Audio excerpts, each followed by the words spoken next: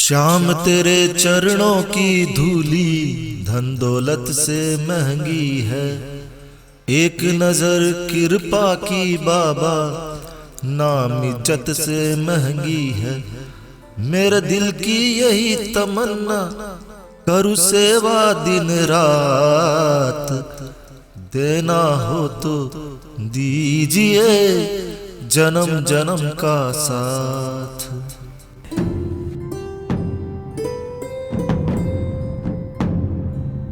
जय श्री श्याम दोस्तों, मैं हूं नरेंद्र अग्रवाल और आप देख रहे हैं नरेंद्र अग्रवाल यूट्यूब चैनल। सभी श्याम भक्तों को एक बार फिर से प्रणाम। दोस्तों, अपने भक्तों के प्रिय खाटू श्याम बाबा को कलयुग के अवतारी और हारे का सहारा भी कहते हैं। श्याम बाबा महाभारत काल में बर्बरिक के रूप में थे और उसी समय उन्होंने श्री कृष्ण भगवान द्वारा उनके शीश के दान करने का कहने पर पल भर में अपना शीश अपने ही हाथों से काटकर भगवान श्री कृष्ण को सौंप दिया था। बर्बरिक के इस प्रकार शीश के दान करने पर भगवान श्री कृष्ण बहुत प्रसन्न हुए और उन्होंने बर्बरिक को वरदान दिया कि वो पूरी दुनिया में पूजे जाएंगे। कलयुग में उनका नाम श्याम होगा। घर घर में लोग बर्बरिक को उनके नाम से, श्याम नाम से जानेंगे और घर घर में उनकी पूजा होगी। अपने भक्तों के कष्ट हरण के लिए भगवान श्री कृष्ण ने बर्बरिक के शीश को अजर अमर हो जाने का वरदान भी दिया और उन्हें अपनी सारी शक्तियां प्रदान कर दी। भगवान श्री कृष्ण ने बर्बरिक के शीश को कलयुग में अवतरित होने का वरदान दिया और कहा, जैसे जैसे कलयुग बढ़ता जाएगा तुम श्याम नाम से पूजे जाओगे।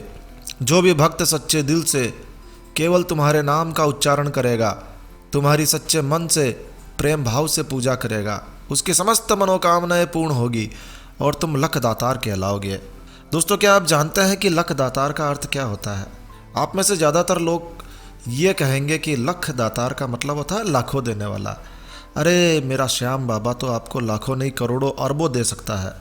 लख दातार का कुछ और ही मतलब होता है। यदि आप जानते हैं तो कमेंट करके हमें बताएं। भीम के पौत्र बर्बरिक के द्वारा अपने शीश का दान फाल्गुन शुक्ल पक्ष की बहारस के दिन किया गया था और इसीलिए फाल्गुन मास की बहारस सबसे खास मानी जाती है।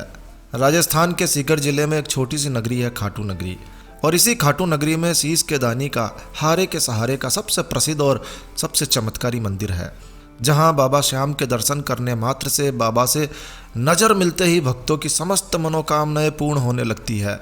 बाबा के दरबार से कोई खाली नहीं जाता है। तो खाटू में यह मंदिर कैसे बना, कैसे बाबा श्याम का शीश अवतरित हुआ या कैसे बाबा श्याम का शीश प्रकट हुआ, इसकी एक पौराणिक कहानी है। खाटू नगरी में एक बहुत ही पवित्र कुंड है जिसे श्याम कुंड कहा जाता है। श्याम कुंड के बारे में कहते हैं कि इसी कुंड में श्याम बाबा का शीश अवतरित हुआ था। यहीं पर श्याम कुंड में ही बाबा श्याम का शीश, जो कि महाभारत काल में भगवान श्री कृष्ण के द्वारा दान में ले लिया गया था, भगवान श्री कृष्ण के वरदान के कारण खाटू की पवित्र धरती पर फिर से प्रकट हुआ। खाटू में जहाँ यह शीश प्रकट हुआ उसी स्थान को श्याम कुंड के नाम से जाना जाता है। कहता है कि श्याम कुंड में डुबकी लगाने से समस्त पाप कट जाते हैं, श्याम बाबा का आशीर्वाद भी प्राप्त हो जाता है। तो एक प्राचीन कहानी के अनुसार खाटू नगरी में राजा खटवान का राज हुआ करता था। उस समय श्याम कुंड के स्थान पर एक बड़ा सा रेत का टीला था। उस टीले के आसपास कुछ गाय चरने के लिए आया करती थी। उसी टीले के ऊपर एक आंक यानी आंकड़े का पौधा भी था। तो गाय वहां चरने के लिए आती, शाम को उनका मालिक उन्हें वापस घर ले जाता। उनमें से एक गाय टीले के पास आकर एक स्थान पर शांत भाव से खड़ी हो जाती और फिर उसके स्तनों से देखते ही देखते स्वतः ही दूध निकलने लगता। जब वो शाम को अपने मालिक के साथ घर जाती तो उसका मालिक जब उसका दूध निकालने की कोशिश करता तो दूध ही नहीं आता। तो एक दिन उसने देखा कि सोचा कि पता करना पड़ेगा कि आखिर ये गाय इतने दिन हो गए दूध क्यों नहीं दे रही है। कहीं ऐसा तो नहीं कि कोई रास्ते में ही इसका दूध चोरी कर रहा हो।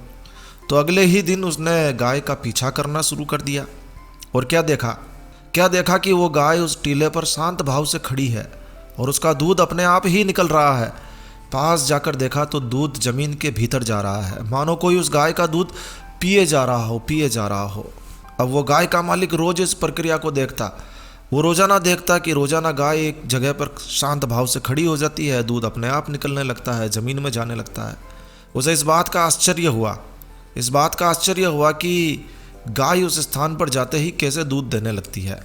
अब उसे समझ नहीं आ रहा था कि वो क्या करे भी तो क्या करे। उसे लगा कि कोई भूत प्रेत का चक्कर तो नहीं है या फिर कुछ और ही। तो वो घबराया हुआ गाय का मालिक खाटू नगरी के राजा के पास गया।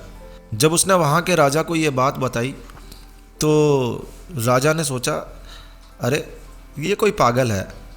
राजा और उसकी सभा में से किसी को भी इस बात पर जरा सा भी विश्वास नहीं हुआ। सभी ने सोचा ये व्यक्ति पागल है, बहकी बहकी बातें कर रहा है, भला ऐसा भी कहीं होता है। लेकिन जब उसने बार बार राजा से कहा कि राजा जी आप एक बार खुद चलकर देख लीजिए कि वो गाय अपने आप दूध देती है, तब राजा को भी जिज्ञासा हुई। राजा भी ये जानना चाहता था कि आखिर उसकी बात में कितनी सच्चाई है। तो राजा ने अपने साथ में कुछ लोगों को लिया, कुछ मंत्रियों को लिया और कहा कि ठीक है, कल हम उसी टीले के पास तुम्हें मिलेंगे। तो राजा ने अपने कुछ लोगों को, कुछ मंत्रियों को साथ में लिया और चल पड़ा। जब राजा ने देखा कि गाय उस टीले पर खड़ी होकर शांत भाव से खड़ी हो जाती है, अपने आप ही दूध पिला रही है, तो राजा और राजा के साथ में आए लोगों का भी सिर चकराया। बोले ये क्या है, ये क्या हो रहा है? ये गाय का मालिक तो सही बोल रहा है, सच बोल रहा है, ये पागल नहीं है, ये तो सच बात है, गाय अपने आप ही दूध दे रही है। तो राजा ने कहा इस टीले में क्या है, पता करो, इसकी खुदाई करो।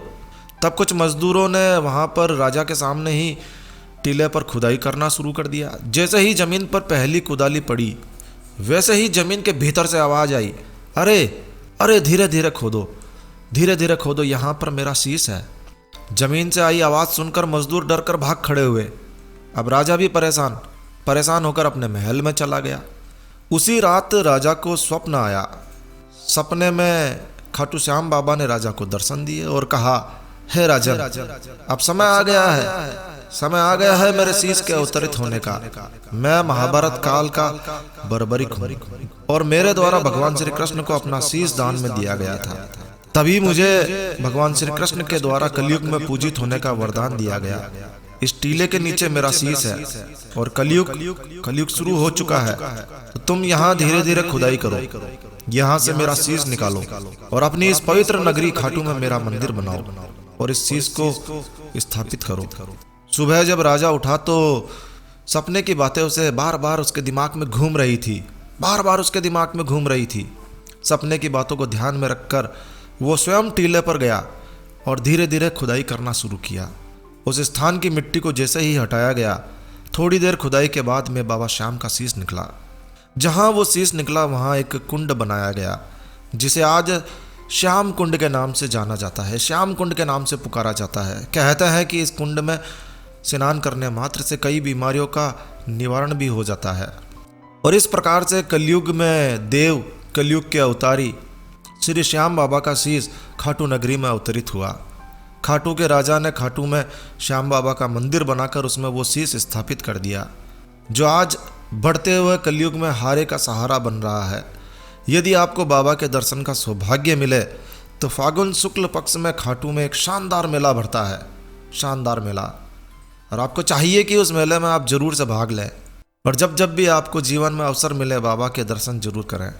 लख दातार यानी कि, चलिए मैं नहीं बताऊंगा, अगर आपको जानना है तो कमेंट कीजिए। तो बस इस वीडियो को यहीं विराम देते हैं दोस्तों। यह जानकारी, यह वीडियो आपको कैसा लगा कमेंट करके हमें ज़रूर बताएं। यदि आपको हमारा यह वीडियो, यह जानकारी अच्छी लगी, यूज़फुल लगी है तो कृपया लाइक के बटन पर ज़रूर क्लिक कीजिए। और यदि आपने हमारा ये चैनल सब्सक्राइब नहीं किया हुआ है तो कृपया चैनल सब्सक्राइब कर लीजिए, क्योंकि इस चैनल पर हम लेकर आते हैं आपके लिए तरह तरह की धार्मिक जानकारियाँ, होम रेमेडीज, होम टिप्स और टेक्निकल नॉलेज। तो सब्सक्राइब करने पर आपको हमारे नए वीडियोस की अपलोड्स लगातार निरंतर मिलती रहेगी। तो अभी सब्सक्राइब के लाल बटन पर क्लिक करके चैनल सब्सक्राइब कर लीजिए। तो एक नया वीडियो, एक नई जानकारी लेकर मैं आपका दोस्त नरेंद्र अग्रवाल फिर मिलूंगा। तब तक के लिए stay healthy, stay happy. Thank you for watching my video. Thanks. जय श्री राम, जय हनुमान, जय खाटू नरेश, जय श्याम बाबा।